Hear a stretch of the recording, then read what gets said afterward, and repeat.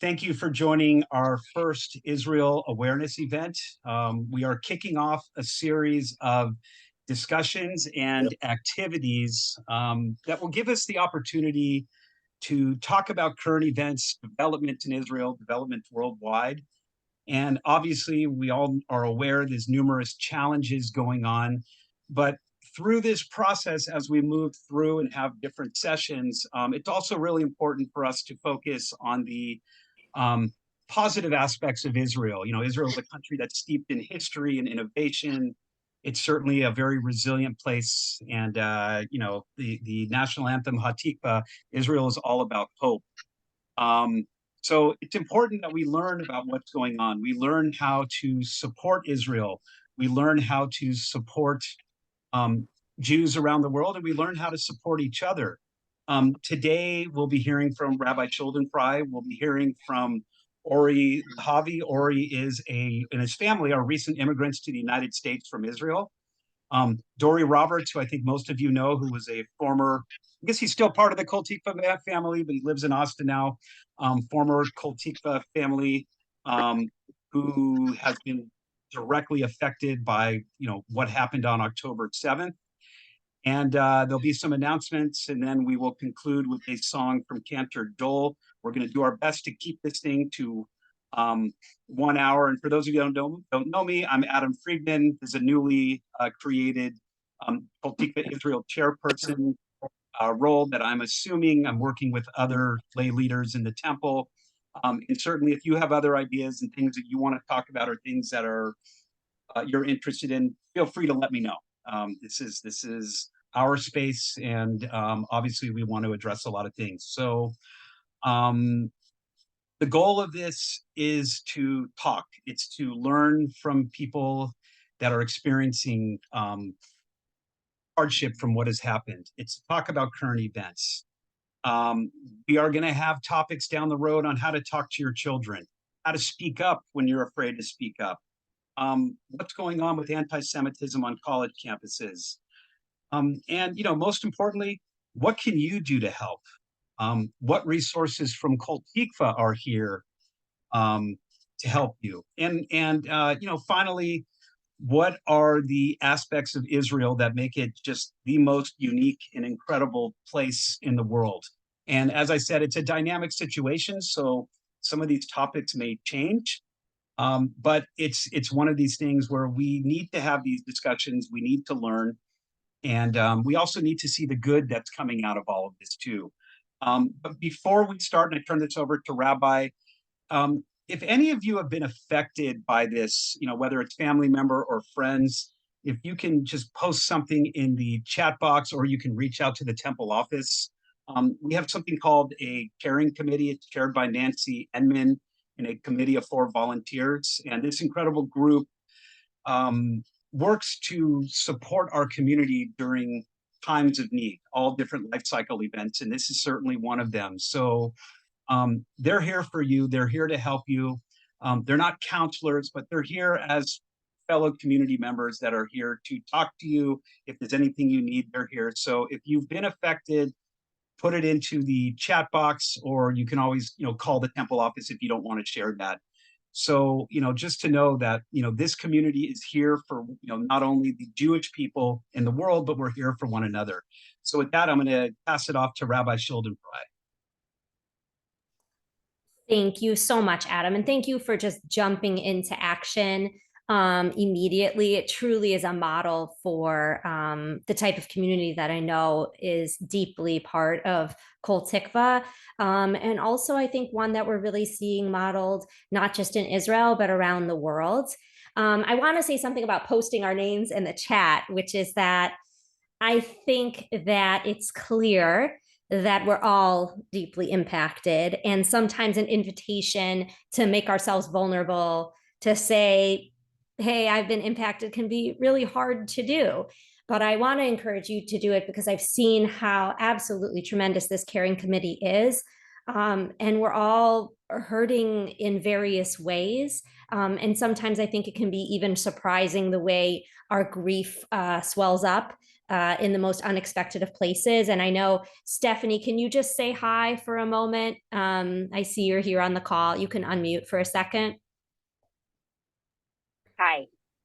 I want you to know that I have worked in so many synagogues, and knowing Stephanie's part of our community, especially right now, I think it should feel very healing and full and complete for us. She really is here to help. And she caught me in a vulnerable moment the other day, and I felt so supported and strong after spending even just 2 minutes with her. So I want to encourage you to also use her. That's why she's here, because I know I say this a lot in services, but I always think it's worth repeating that the word shalom, peace, comes from the root word in Hebrew of shalem, that we can't be complete without peace. And without being complete, we can't have peace. So all of these people are here to help us find those missing pieces, and that's really special. So I think, as you all know, Israel is a place that lives deep inside my heart. It's a place that I've traveled to very often, and that I lived for a year. And the year I lived there was an especially difficult one. It was the emergence of the Intifada, the Second Intifada. And we had this joke, because Israelis and people who live in Israel have to sort of develop tough shell and a dark sense of humor, because it wasn't being called a war yet. At first, it was just called the situation, Hamatzav. And so it was like this time where every headline was about Hamatzav, the situation, the state of it. And I even think of it not as a war, but as Hamatzav, because that's how we referred to it. And I think in big part, what's been so devastating to me is that immediately when this began, it wasn't talked about as a matzav. It was so clear what it was. I also want to just come into this conversation with humility that I am not there. And that living in the diaspora can have its own effects on how we feel or act towards Israel. And I very much have understood Israel in America, or Israel in the diaspora, as in, I'll call it a yin yang relationship, where it is really two pieces that make a whole, and each with a heart in the other. The experience of having emissaries from Israel, which we call shlichim, and proper pilgrimages and trips to Israel for Americans. All of those things need to come together, especially for moments like this. So I bring that full self-consciousness that I am neither of Israeli parents or living there now, in trying to develop an empathy, and in knowing that while I am feeling pain and grief, that it can't compare to that which the families are experiencing who are there. So all of this is to say that I know we're all hoping for a peaceful solution, for a solution that has as little civilian loss as possible, and also to try to enter conversation with the respect that there are many different political opinions and practical solutions to how this can come to a peaceful end. And I think that it's essential that we value the sanctity of life. This week, we read the Parsha of Noah, where God decided that his experiment had gone awry and human beings were behaving in a way that he could no longer tolerate. And there was only one righteous man of his generation that he was willing to save. And we know what happened with that. The flood came, the rainbow came, and the world went on. The next story, which we often mention but don't talk about deeply because of the one of Noah is so much a part of our storytelling, is the story of the Tower of Babel. And in the Midrash, which is sort of the creative writings the rabbis have done, reading between the lines of the Torah, the rabbis were wondering why this experiment also went so badly. Why was it that people were dispersed around the world and given languages that they couldn't understand? And of course, they're building this tower to be as powerful and strong as God. So what the rabbis determined was that the reason why this happened, there was this tragedy, that each time a person would fall in the process of the building of the tower, nothing would happen. A human life would come to an end in this fall, this great fall, and no one said a word, no one did a thing. And then when a brick would fall and it prevented them from moving forward to reach their goal, to reach God, they went into deep grief and mourning. So I want to challenge us to remember this, that that is not the way of the Jewish people, that our greatest value is that all people are created in the image of God, and that we are all in pain and hurts, and that we need to support the state of Israel and defend the state of Israel, and that we need to do everything we can to make sure that Israel continues to be a light amongst the nations.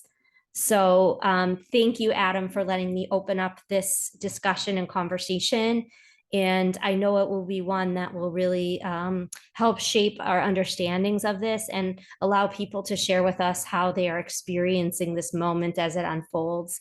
So thank you again for your advocacy for your Israel, for your passion, and for all of the beautiful programs you're creating. Thank you. Thank you, Rabbi Schuldenfrei, and I'll try to unspotlight you if I can here, doing multitasking. There you are. You're back again. Hold on. Let me. We'll figure this out. Anyways, I'll spotlight myself. See if that helps. Anyways, I think your words. I think people need to think about this because all of us are here and we're not experiencing this, and there's millions of people over there that are. Yet we are experiencing this because of things that are going on here locally and things that we hear in the news, things we read in social media. So one of the things that we wanted to accomplish today is let's hear from people that are from over there. We have, as I said, 2 speakers today. Let me just get this set up here. Our first speaker is Ori Lahavi. Ori is actually one of our neighbors. Ori and his wife Liat live 4 doors down from us. I actually met them walking our dogs, and they actually moved here with their 3 children. Their children are 6, 8, and 10 years old from Moshav Gia. Gia is, if you know the geography, it is a suburb of Ashkelon. So you are talking down in the south on the border. They both served in the IDF. They have been directly affected by this tragedy. And to really put things in perspective of life down there, something that Ori told me when I first met him is that when they walked into their new home here in Woodland Hills in the United States, the first thing their 3 children did was look for a bomb shelter. I mean, imagine that these are what these children have been conditioned to learn is where's the bomb shelter at? That's the first place that they went to, not their bedrooms, not the swimming pool, all that other stuff.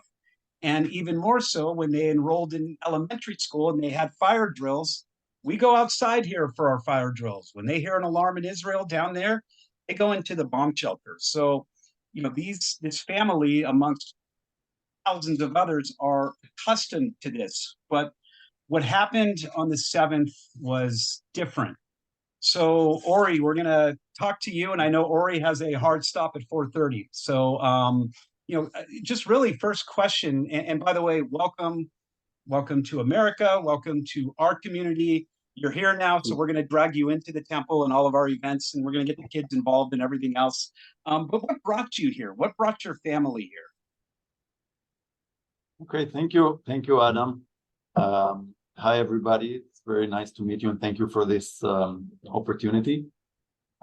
So like Adam said, I have the privilege of being Adam's neighbor in Woodland Hills. And basically, we arrived here in April, half a year ago, 6 months. I arrived here to build a new, as an kind of an entrepreneurship with a friend of mine that was actually a soldier, one of my soldiers many years ago.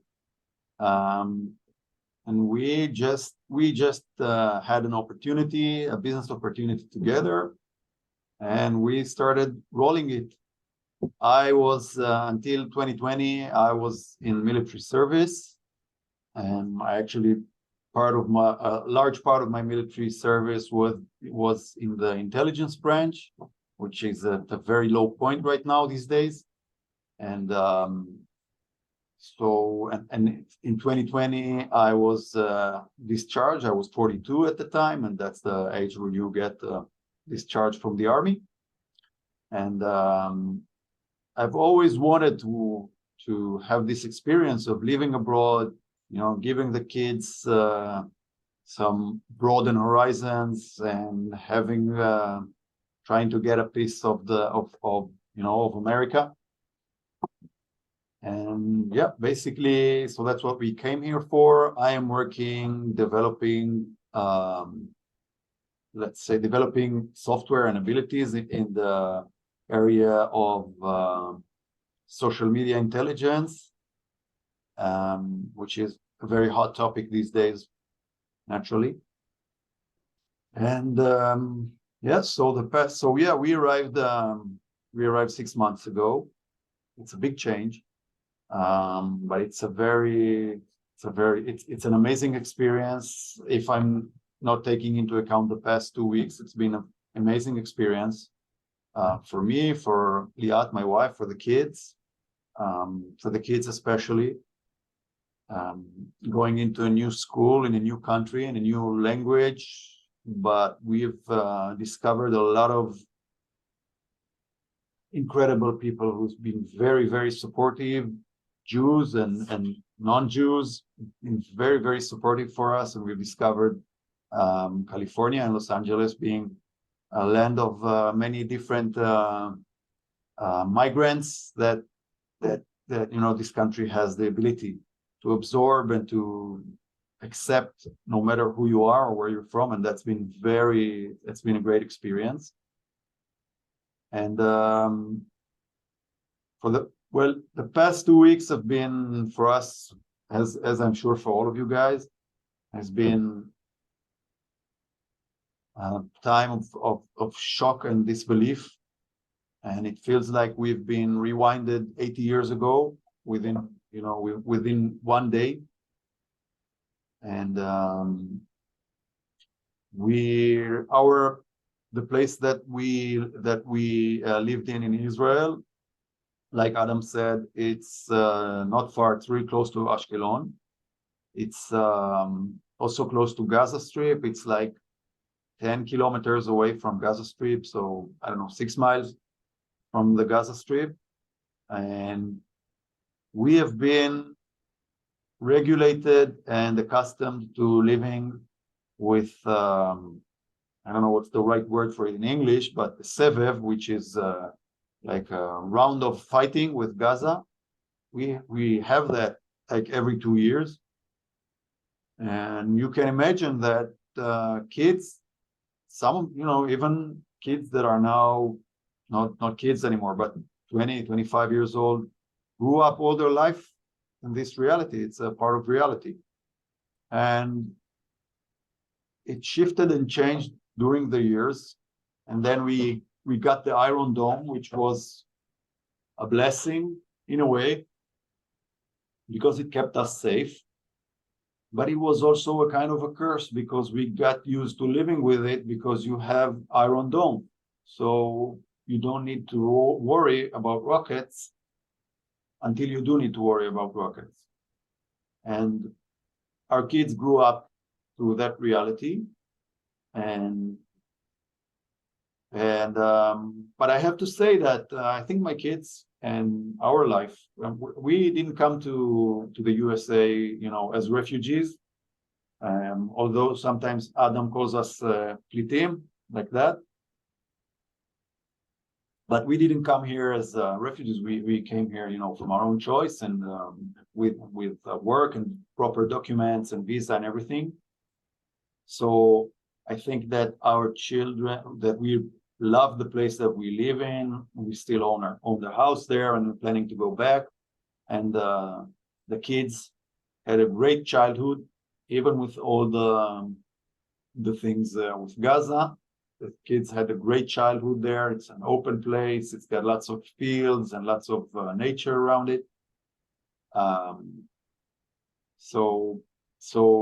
But still, kids grew up, all of that area, kids grew up with an instinct of finding the shelter. When they go into a new house, that's the first thing they look for. They look for the mamad, the shelter. And if they go to play in the soccer field, so they look for the closest bomb shelter, and so on. So that's something that's been stamped into them. So the past 2 weeks have been, as for all of us, for our Moshav, it's been a shocking situation. All around us, all the places, the Moshavim around us. We live next to, not far away from Yad Mordechai, Netiv HaSara, Erez, which is also a kibbutz, and the border between Israel and Gaza, and of course Ashkelon.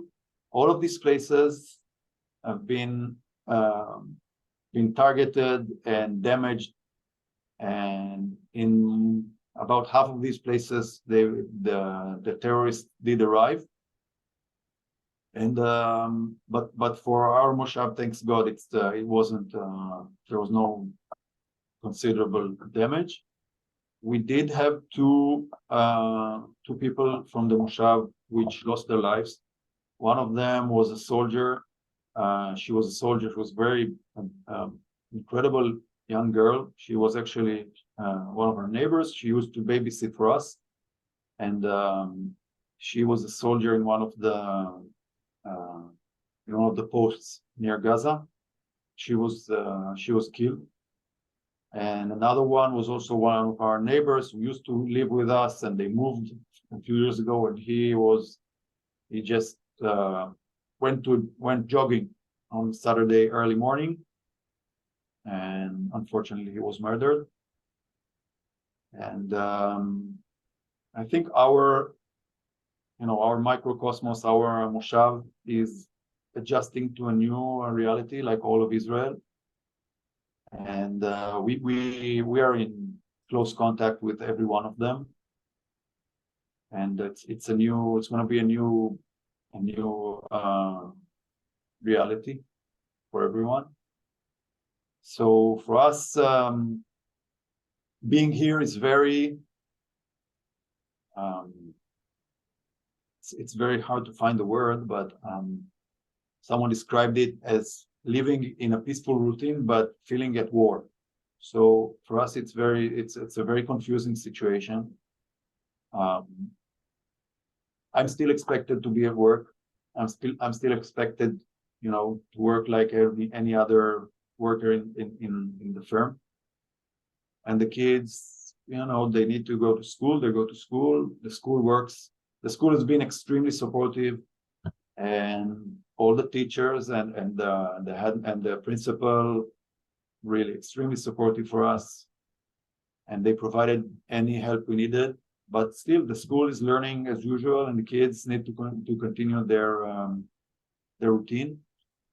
But for us, it's and we're just like you, I imagine, we are seeing all these horrible videos, but we've been focusing on what we can do remotely.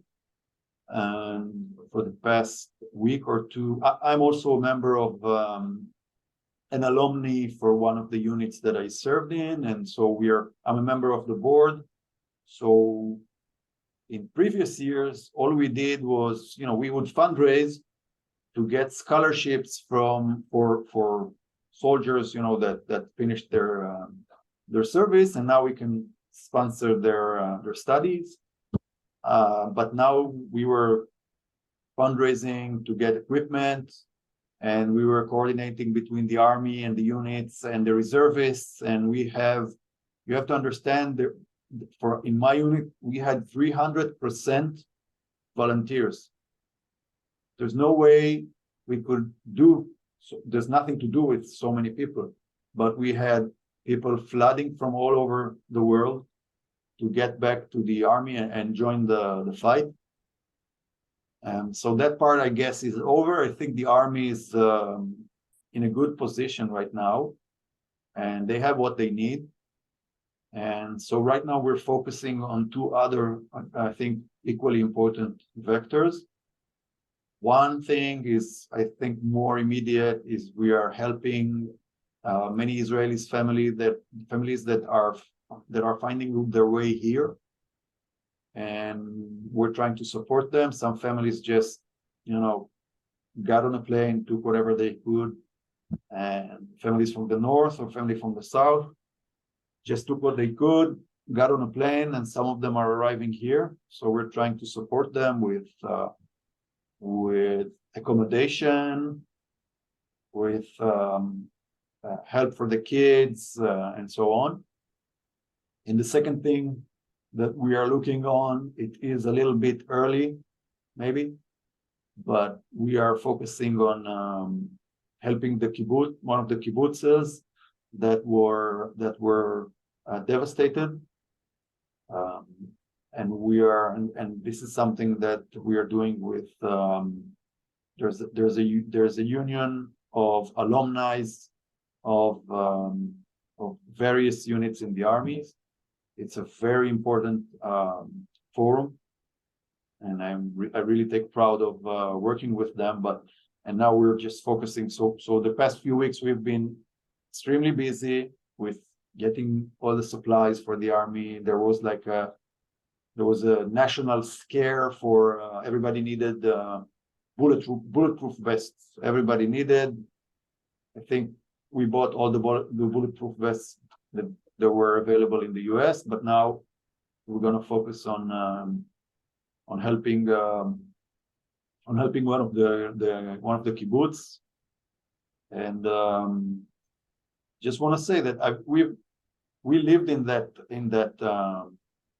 part of land. It was a paradise. If any of you guys have been there, it's not the most touristic place in Israel. So many tours that come to Israel just skip it, but it's extremely beautiful. And used to be, I mean, with everything and Gaza being a neighbor and everything, it was still very peaceful and very beautiful. And especially the people who who lived in that place are especially, I think, unique, very productive, very positive people, not very modest and moderate people. You wouldn't find any, extremists living there, people who are, who are seeking to, I don't know, to destroy the Arabs and so on. There were all the kibbutz there, all the population there were very, very peaceful. I think that might change a little bit now. And we are still trying to digest it. I mean, I don't think it's even possible. So this initiative you're working on, because the question comes out, I know people have asked me, and I'm sure they've asked all of us, what can we do to help? And I know Karen is out right now doing something for the IDF. They're sending letters and care packages, and people are doing things like that. But as this initiative steps forward, one of the things that Oria discussed is, to put numbers in perspective, over 500,000 people are displaced from their homes right now. And something that was just shared with me before this call is there are at least 13 children right now that are orphans. They lost their parents. And a lot of them are trying to come here to start anew, and they're looking for assistance. So, as this builds, this may be something that we look at and see what we can do to help. If people have extra homes, extra bedrooms, things like that, just to help people get on their feet so they can start over with a new life. It's not permanent. So I know that's something that Ori and his wife Liat are working on right now very aggressively, because they were fortunate enough. They came at a different time when none of this was going on at this scale. But now you got that's a lot of people, 500,000 people, at least 500,000 people. have At been least. dismissed, Yeah. and we don't know when they're coming back. Sorry, Liat, you were going to say something? No, I just wanted to say that it's not only people that's going to that come here and then they're going to stay. They just need a break. They just need a break from Israel. They're going to come to 2 weeks, 1 month. We don't know, but you know, for people that owns shekels, here it's very, very expensive, and we want to find them rooms, houses to stay a little bit, just to, you know, clean the head. And we already have 6 family this week that are going to come. We arrange them all kind of places, and we need more. And then, and after they will be here, we need help with the kids. We need activities. I already asked the ballet, the soccer, they all was so great. And I mean, all the people that I asked them told me that it's okay, bring them, it will be free. But we need more. And then we need toys and clothes for the people that come here. Actually, we need to go now, but we can arrange some list or Google Docs or something, that if you guys have something to bring, share a room, a guest house, I don't know what, so you can sign in. So what, you know, what we're trying to do as a community, because people are asking, how can we help? There's all sorts of organizations asking for help.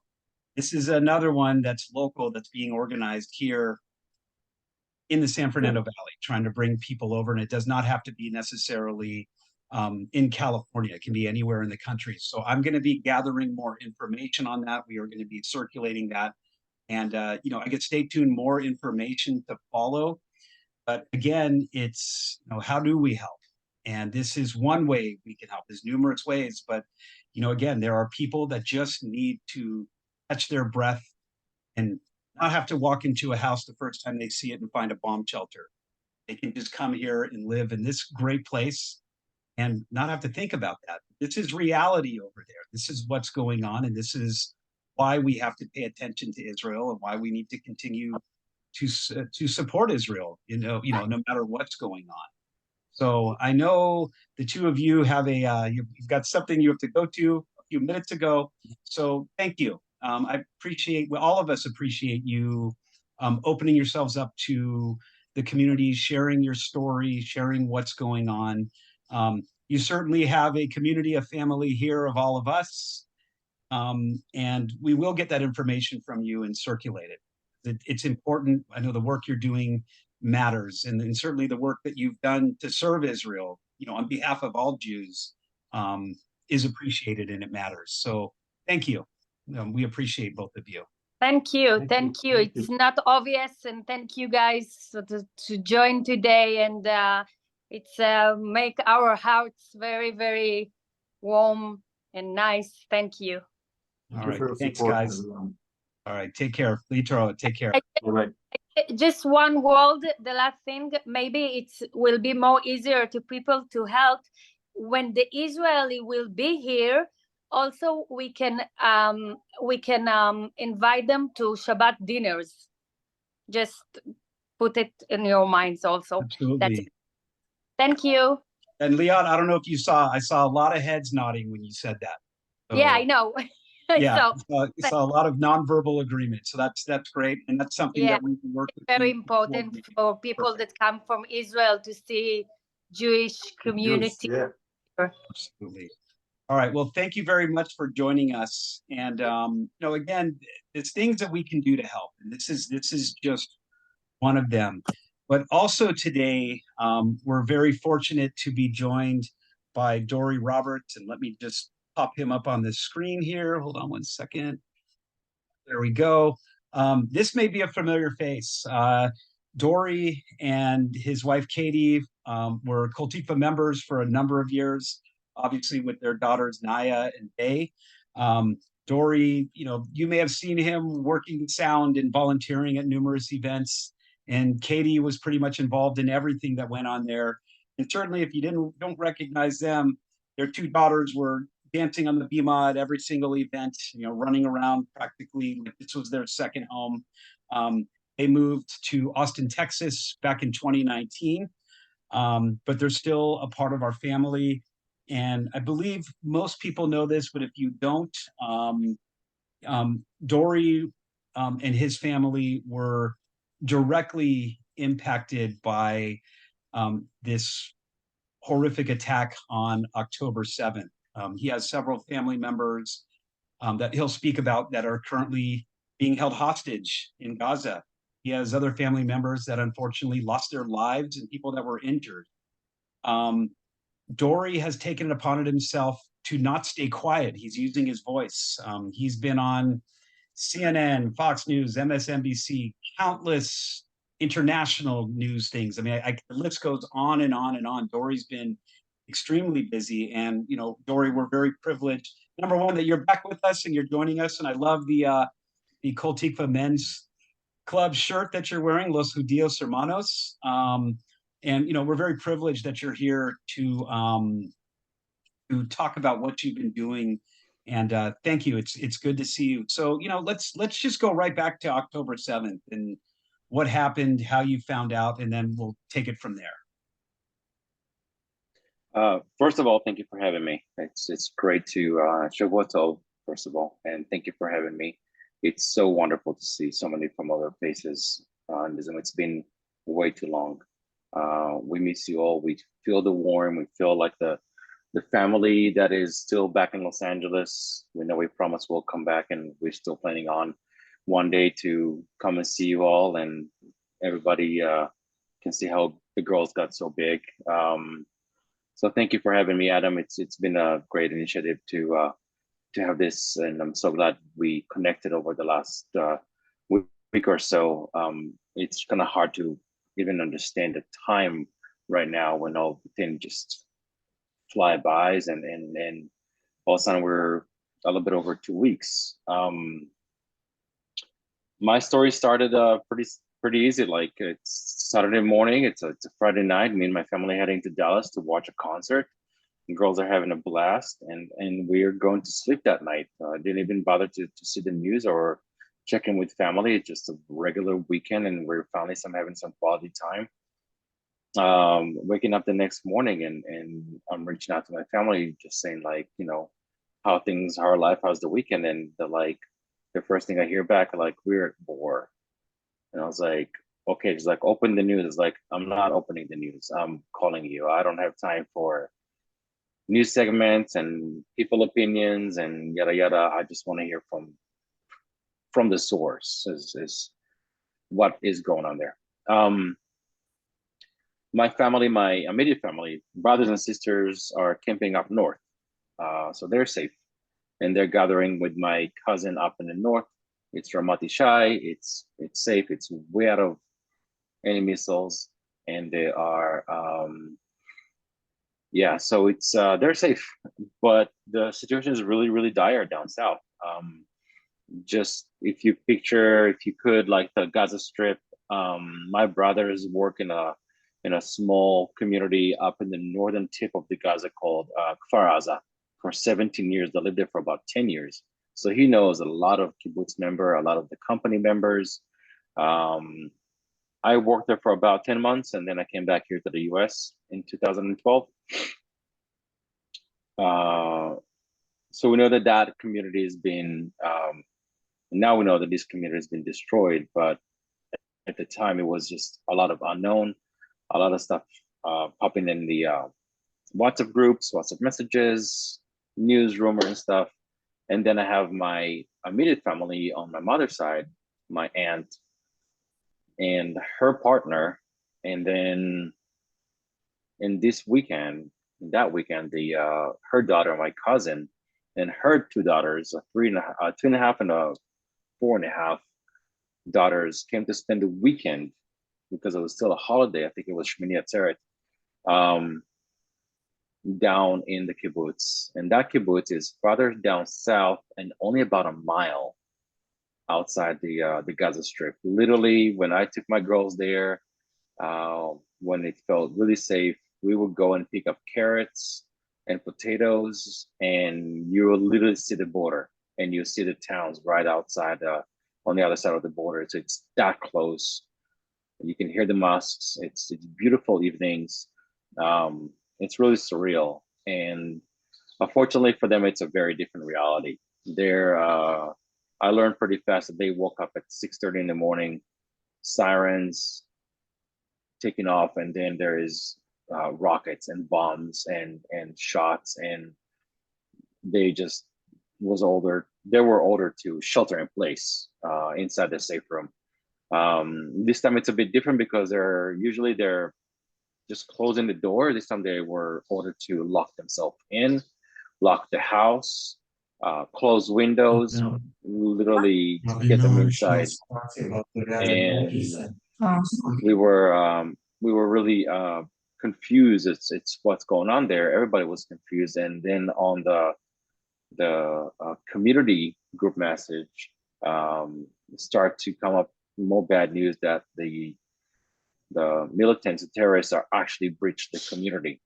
I have another half cousin there who part of the emergency response team. It's a group of about 12 to maybe 15 men that have access to the ammunition, and it's all organized, and they know what to do, how to protect, where to go, kind of giving a little bit of a force, like the first response team in those cases.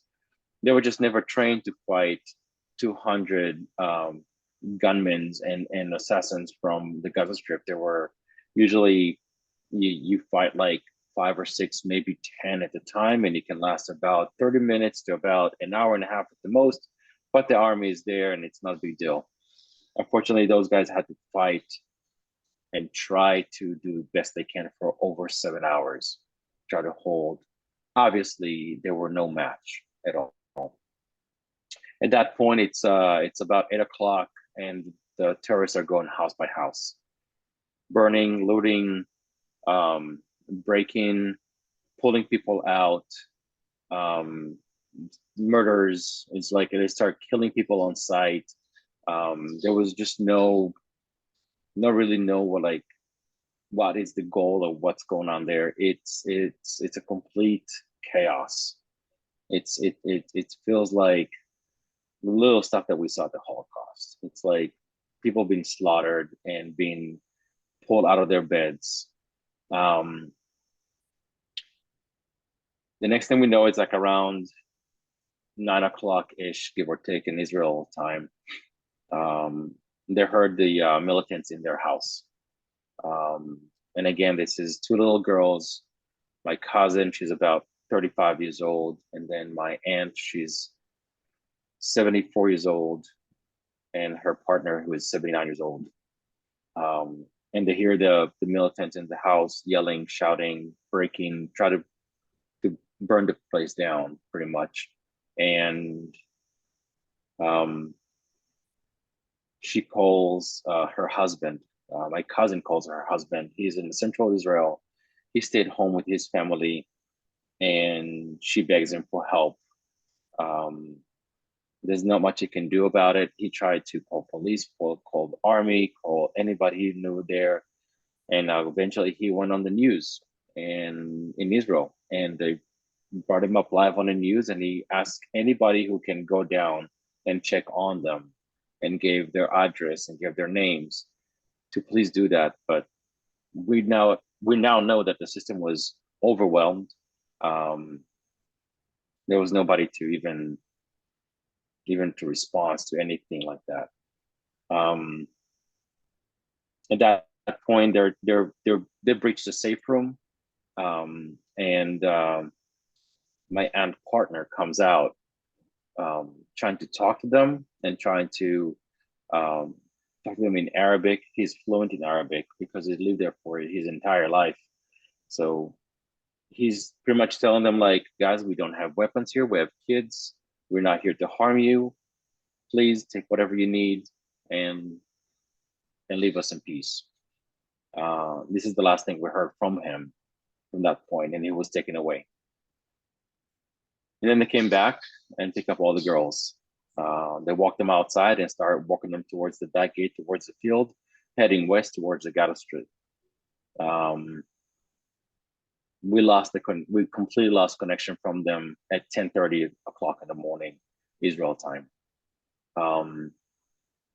Soon after, a video came up from the Hamas TikTok account that shows clearly my cousin, my aunt, and one of the girls with their heads down on some kind of a vehicle heading to the Gaza Strip, surrounded by militants, guns, shouting and celebrating the capture of them. This is the last evidence we have from them being alive. We do not know what happened to my half cousin since then. What happened right after is actually a couple hours later. Her husband realized that he'd need to find where are they, and he tried to find out the location of my cousin's phone, and the location showed that they were inside Gaza Strip. So he knows that they were captured. About a couple of days later, we got the news. They were not great news. First of all, we got the news that a journalist who were in Gaza Strip took a picture of my aunt's partner. That was published on the New York Times. This is how we learned that it was actually a reliable source, and we knew that he is alive and captured in Gaza. Around the same time, one of the ladies who were on that vehicle showed up in a hospital in Israel. She managed to escape, and she gave an interview to the newspaper in Israel. According to her evidence, what happened is that they were heading on that vehicle towards Gaza Strip when she heard a helicopter. She looked up, and there was a Israeli army, heavily armed helicopter, who see clearly what's going on below him, and turn back around and confront the militants. He shoot at them. There's wounded. There's people getting injured, and there's people getting killed. There's explosion. People kind of get scattered. And from that point, she said that she saw my aunt and my cousin, and she tried to tell them to come back with her and tried to run back towards the kibbutz. And my cousin is laying on top of my aunt, and she said, like, she's dead. I don't know what to do. I have my two daughters here. I'm not leaving her. I'm staying with her. Since everything is been from a point of view of a very traumatic event under a lot of pressure, we couldn't take that evidence as, or if you say that eyewitness point of view as factual. But then we decided to, like, we can rely on that to know that this might have happened, and we just don't know that, not the outcome.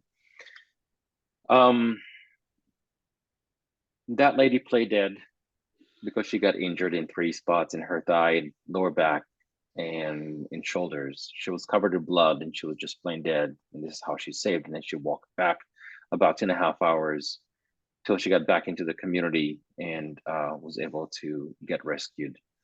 The convoys of militants and Hamas people kept going back to Gaza and took my cousin and her kids. We didn't know if they picked up my aunt because we didn't know if she was actually dead or not. This is what we knew so far till last Wednesday. And last Wednesday, after we heard, like, so many people that we knew that were killed, and and injured and hurt directly from this. Finally it was our turn, and we got the news that my aunt actually died that day. We don't know how. We don't know if it was from who shot, and I don't think it even mattered. She didn't survive that, and she was among almost 800 bodies between the three communities of Kfar Aza, Be'eri, and Nir Oz. Those are the three communities and the party that people were just butchered and beyond recognition in so many ways that the police and those tzaddikim who our job is to recognize thoroughly each body and to let the family know that they found their loved one and it's now dead. So that was obviously devastating, mostly for everybody in my family. We know now that about 160 of the people in the kibbutz of Nir Oz survived to spend that night of the 7th together in a dining hall, protected by the IDF. And then later on the next day, they were put in buses and they all fled to Eilat, where they got hotels provided to them, and they got them all in one hotel over there. And clothes, food, shoes, toys, help from all over the country fled over to support them. As far as my family story is that right now we still have 5 family members that are missing, that we know that 4 of them are still in Gaza. We decided to take everything we can. Yoni Asher, my cousin husband, has been on the news for almost two weeks now. He covered a lot of local, international, to Europe and the US. And that's where I saw that that was a good opportunity for me to try to help when he can go to sleep in the wee hours or like after a long day, emotional. And I jumped in to help. I contact people in the East Coast and the West Coast. And before I knew it, I think it was a Sunday night, I was with Chris Cuomo on News Nation when he was broadcasting from Amman. He just landed there, and we're interviewed there live. The next morning, I'm doing Fox and Friends, and then I'm jumping on 3 local TV stations here, coming back to do Sean Hannity, and then the next day I'm doing MSNBC Live, and then I'm doing another CBS, and then I'm doing the Texan Tribune, and it just rolls over like a storm. Everybody wants to hear that. Everybody wants to learn what's happening there. And like me, there is 200, actually it's 400 families. It's almost 200 people that are still kidnapped. It's really hard to know where to pick up stories, and because there's so much going on, there's so much involved. Everybody that I talked in Israel is not just devastated, but shattered. People describing the atmosphere almost like Yom Kippur, when it was like so depressing and it was just no hope. We lost 2,000 people in one day. In just one day. 2,000 men, women, children, babies, elderly.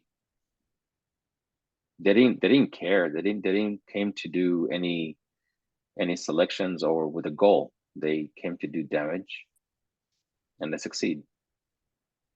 They hurt almost everybody and anyone in Israel. And that shattered hope and the heartaches and heavy heart people that are trying to deal with the bad news day in, day out, there's just no escape out of it. It's everywhere. It's in the news, it's on social media, it's with friends, with family, with neighbors, it's surrounded you. Because we're such a great nation, because we're such like a chosen people, after a couple of days, it felt like we're finally pulling out of the mud. It was like finally pulling forward, and people start to find any cause to jump ahead and help in any way they can, either by getting food to the soldiers, getting recruited to the army, deliver any needs to the family who needs, protect and hug the families that are hurting and waiting for the loved ones. It was one of the most beautiful things, and I'm so proud that, you know, my country is standing behind each other. It's a very different story here in the US. As we all felt, even in the community, we still feel alone, because at the end of the day, is it you, your spouse, your kids, your grandkids at home trying to deal with that horrible news. And what I found as a healing, and more of bringing me back to a center, was people like Adam that just reach out. And it takes a few days, and people feel horrible, like, oh my God, I did not think about doing it. It's like, it's okay, but reach out. And this is Adam connecting to what you asked me about the end of the segment of what should we do as a community. Support each other. Text message, any message, reaching out. For me, a phone call is something that is reaching way beyond the text message.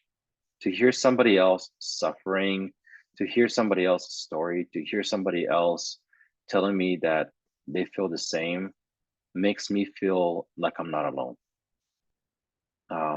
People are devastated, people are depressed, people are taking it in very different ways.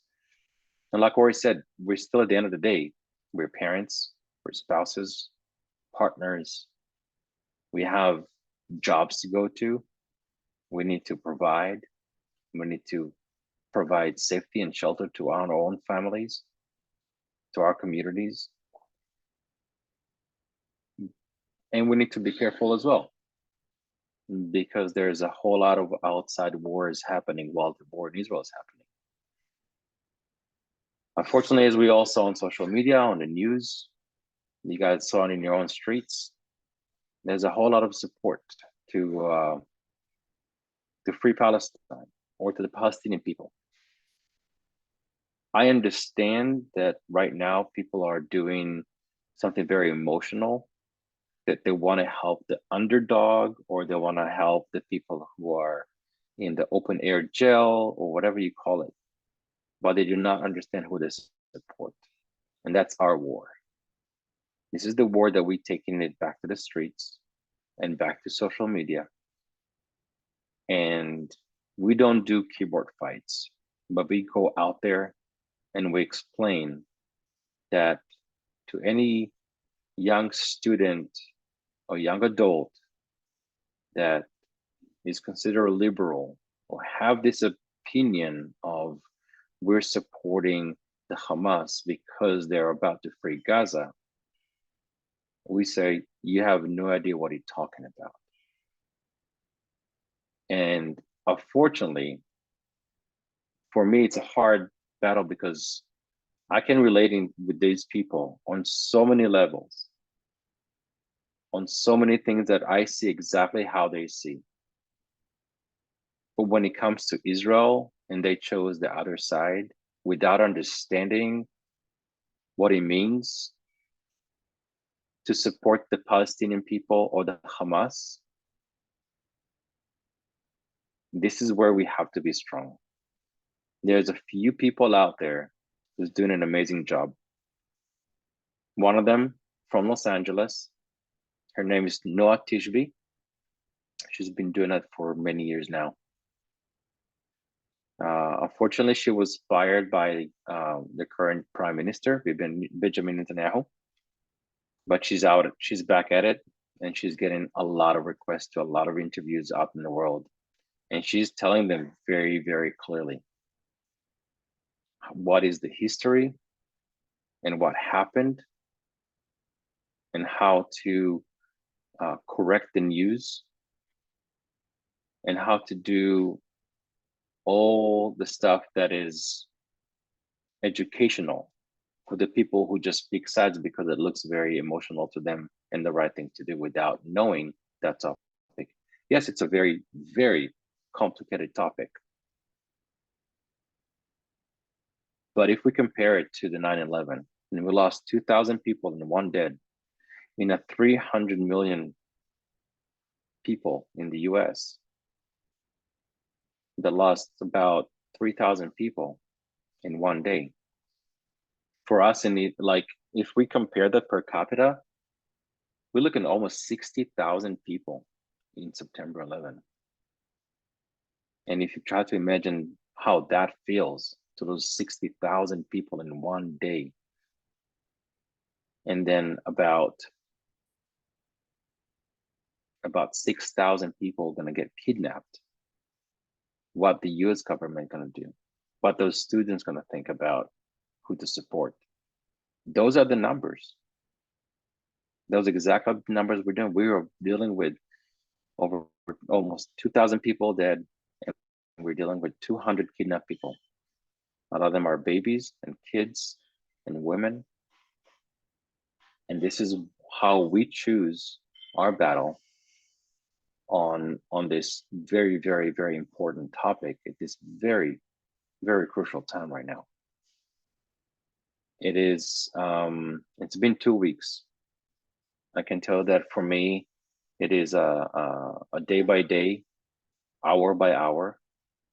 I was trying to disconnect a little bit. I told Adam that I'm taking off, not to go and spend some time in Cancun, but actually go to work and try to disconnect from daily news cycle. When I started when I found out about the news, I turned to my wife and I told her, like, listen, this thing is bigger than me, and it's pulling me like a pretty strong vortex of like emotional and it really feels like it's pulling me hard, and I need to protect you guys from getting pulled into this. We decided that I'm going to do my best to put my voice out there. I have a great team of people that do best they can to put me out there and put my voice and my face on cameras, put my family story in front of everybody's screen, and that's the best thing I can do to help. It is a privilege and it's a mission. A day of interviews, it's really hard because I have to relive this day over and over and over again in my head. On Friday, my sister posted about my aunt's death. She did it on Facebook, and it really caught me at work and threw me off for the rest of the day. It was only like noon here in Texas, and I had to go for a whole day, and I was not really able to function, but I did my best to finish the day, and I just went back to my bed and spent the night thinking and wondering and calling my family. And it's one of those, it really hits in waves. It's a day by day and it's an hour by hour. I'm back now from the race. I was working the Formula One race. You have to remember that those feelings of conflict within you, it's something that is very natural. You can be happy and smile, and it's okay. It's okay to learn how to release. It's okay to mourn and cry and be sad. And it's okay to then take a break and go for a walk and play with your kids and smile and laugh. And that's still okay. We cannot survive as human beings if we're just gonna be depressed all the time and sad. And in this news cycle, it's too much. That's one of the difference we learned from the Yom Kippur War about 50 years ago. They did not have the news in their pocket. Was it a newspaper, radio, TV twice a day? That was it. People went back to work, back to their lives. So it's really a different story that we're dealing with. I realized that as Gen X, I never had to deal with this kind of magnitude. Maybe my parents, I'm sure that my parents had to deal with, almost 5 wars at least. My dad was fighting in 5 wars, and I'm sure that was not easy. It's a little bit different for us now. We have kids that have social media. It's a very different war for us. It's a day-to-day that looks very different from what they had to do. But be kind to yourself. And Dory, it is different, but we can also harness the power of this difference to make a difference. Yeah. What you've done is extraordinary. First of all, putting yourself out here in front of us and sharing what's going on, and it's I know we've discussed it personally, but just hearing it again in this type of forum is practically speechless. Just hearing all of this. But I have a couple of things to say. Number one is you're not alone. You, Dory, are not alone. Nobody's alone. We're all here for you. And I think the Jewish community as a whole and people outside the Jewish community are here for one another. And yes, there are narratives out there that are misconstruing things. And we have to use our voices, like you said, to rise up and speak out against that. You mentioned people to follow. I've gotten a few messages from people privately. I'll get those from you and we will pass those out. And we can't thank you enough for sharing these perspectives. We've gotten 2 very different perspectives today. And unfortunately, I know we could probably go on and do this all day and into the evening. But 2 totally different people, different experiences, but very similar stories in terms of perspectives of Israel and family and how important this is and what we need to do. So Dora, I'm just going to ask you one more question, and that is, in your thoughts, we heard from Ori and Liat about what they're working on. Specifically to you, what can we do besides our voices and everything? And you certainly exemplified that beyond measure with what you're doing. We do. So again, thank you for the community of Cultic for having me tonight. And it's been a pleasure to seeing all those beautiful faces that we haven't seen for over 4 years. We miss you all and really glad to see and be here. This is an amazing opportunity to meet you guys. All fortunately, the circumstances are clearly not where we should meet. But the way I see it right now is there's a few ways of deciding what can you do. There is the family cell, and then there is the community cell, obviously. So around your family, you can become a leader, you can explain, You can wrap your family with love and understanding, attend the kids. They could be, learn about like their reaction for trauma. And when the whole house is kind of boiling with emotions and tensions, it gets the kids and they're vulnerable. They just don't know how to express it. We need to attend them. We need to make sure they're doing okay. That's first of all. We need to care for our partners and our spouses. That's in the family cell.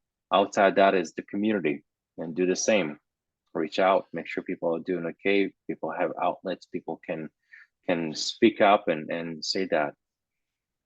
I take on the Israeli mission in a bit different way, because I think that with the administration and other countries are gonna support in ways that actually gonna reach the IDF and the Magen David Adom and the Hatzalah and all the organization that actually need support right now. That's one thing.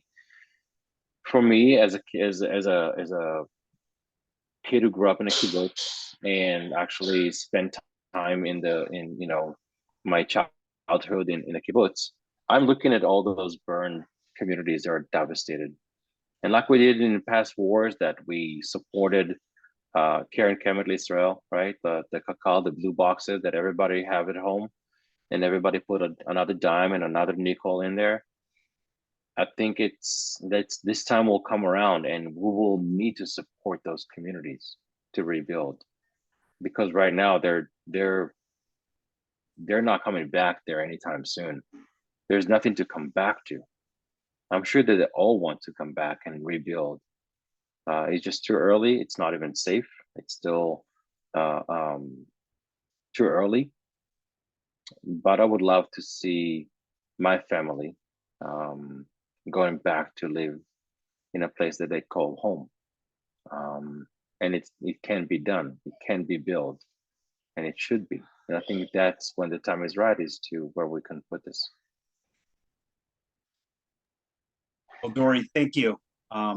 Thank you for sharing your words, and thank you for your willingness to come out and join us. We have an event coming up on Wednesday that Lorene is going to talk about, and we will be lighting candles, and I will make sure I get all your family members' names. The candles are, hope. The candles are for those that we've lost, and certainly we will not leave them off of the list of people. And again, just the overall message from both of our speakers is use your voice, speak up. We will be providing, again, this came together a little bit last minute. This was not expected to happen. We will be providing a list of organizations to support, things like that. And certainly reach out to one another. Call people, even if it's been 2 weeks and somebody, that people will love to hear from you, even if you're just saying, I'm there for you. It makes a big difference. So Dory, thank you. And, obviously I'll be talking to you again soon, but, best to you and Katie and Naya and Bay. And we hope to see you in person here sometime sooner rather than later. Yes, thank you again for everybody. It's great to see your smiling faces after this evening, and take care of yourself and your families. Be kind. There will be better days. I guarantee you that. Absolutely. Thank you. All right. Thank you, Dory. And now I'm going to pop over to Lorene. This is an ongoing, it's an ongoing initiative that we're doing. And it started with this phone call. We are going to have future calls scheduled about every 2 weeks on Thursdays, and Lorene can talk to that. And most importantly, what's coming up here this upcoming Wednesday evening, just a few days from now. So Lorene, I'll pass it off to you. Hi, everybody. That was very moving.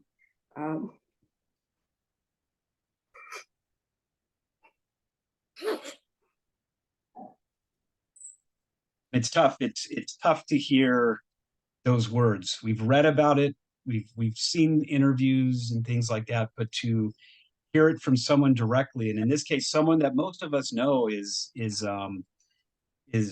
very powerful. It's tough. And, our people are suffering and they're continuing to suffer. And this is what they want to have happen. So this is why we're getting together on Wednesday to support one another, to be a voice for our community. Join us at 7. We're gonna have some wine, obviously, because we're gonna need it. Bring some Israeli snacks, dairy, please. And we're gonna start just with a little vigil for Israel. And then we're gonna break out and we can give each other hugs and tell our stories. Send me photos of yourself in Israel. I'm gonna have those on a loop on the TV. We want to see a big turnout. So bring your friends, your family, anybody. If somebody's a non-temple member, please have them register. We are not going to let anybody who's a non-member come in who's not registered, for our safety, obviously. Thank you, Adam and Dory and Karen, who helped me today. Joel, Rabbi Schuldenfrei, and all of you. Talk to you. Oh, thank you, Lorraine. So announcements will be coming forward. Obviously, Wednesday is a member-only event, but to some of these talks, we can invite others. Our plan is to potentially bring other synagogues into this and ultimately create a very large Jewish local voice, because there's strength in numbers and we need that strength right now. And with that, I'm going to turn this over to Cantor Joel for some music. And while I'm getting set up here, mute out Cantor Joel and bring that go for a second. While I'm getting that set up, last Friday, where I had it in my notes here, it was Friday the 13th. If you did not attend the service, Cantor Joel shared his words about growing up in Israel. And if you have not seen this, or if you've seen this and you want to see this again, I know we were out of town, but I did watch it on YouTube. Take a watch. He has an incredible story about growing up in Israel, what his experiences were there. And it's something that definitely I think people need to see. People should, I think you would benefit greatly from it. I know I did. And, thank you for sharing that story and putting yourself out there. But with that, we'll turn it over to you. Have you do what you do best. And thank you. Thank you for your willingness to do this today. It's my pleasure, Adam. Thank you for putting this whole series together and for kicking it off today. And thanks to all of you for being here to support one another and to learn from Ori and from Dory.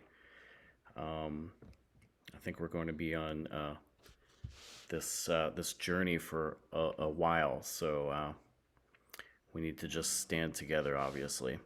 I'd like to sing a song that I think most of you know. This is from a poem by Rebbe Nachman of Braslav, and it was put to music around the time of the Yom Kippur War by a rabbi in Israel.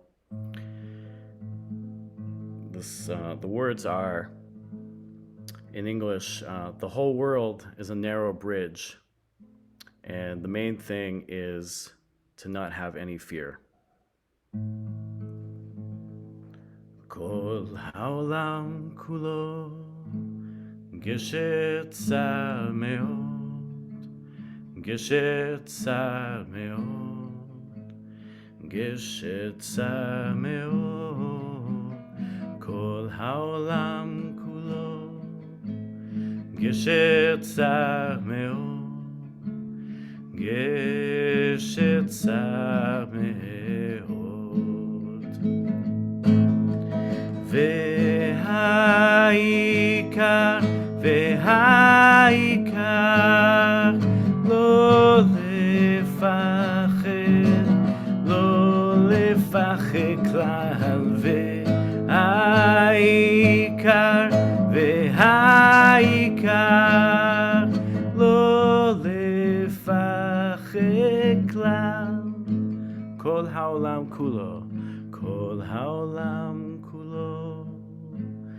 גשר צר מאוד, גשר צר מאוד, גשר צר מאוד, גשר צר מאוד, כל העולם כולו, גשר צר מאוד, גשר צר מאוד. והעיקר, והעיקר, לא לפחד, לא לפחד כלל, והעיקר, והעיקר, לא לפחד כלל.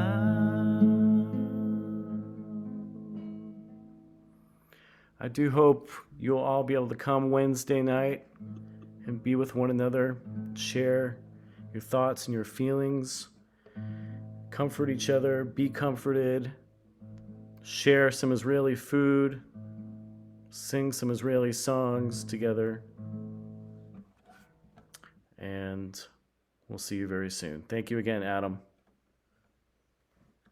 Any last you, words? Joel. And if you can get up, because we're getting feedback, please. Thank you. Again, everybody, thank you for attending. If you need support, reach out to the office. The clergy is here for you. The caring committee is here for you. All of us are here for one another. We will be providing information on organizations you can support.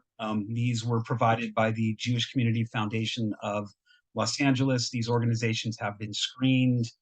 They're organizations that we know your contributions go directly to these organizations, and support the temple too, because without the temple, we don't have a Jewish community. We have to, consider us too. I especially want to thank Ori and Liat and Dory and his family for joining, Rabbi Schuldenfrei, Cantor Joel, obviously the professional staff, the backing of the board of directors on this, and specifically Karen Kalin, Lori Getz, Nancy Enman, and Sam Wildman. And we hope you can make it on Wednesday night. It should be a really beautiful, uplifting evening. If you want to share words, you'll have your opportunity to share words. And certainly, if there's things that you specifically want to talk about, or you may know a speaker, reach out to me. This is a work in progress, and as Cantor Joel just said, we're going to be at this for a while. So, we're going to be covering a host of topics. So, again, use your voice. None of us are alone in this. So speak up. Don't just post pictures online. Speak up and use your voice, because that's what we need to do right now. So again, everyone, have a great evening, great rest of your Sunday and weekend. And thank you. Thank you for your time, and thank you for joining. Take care. Thank you, Adam. Thank you.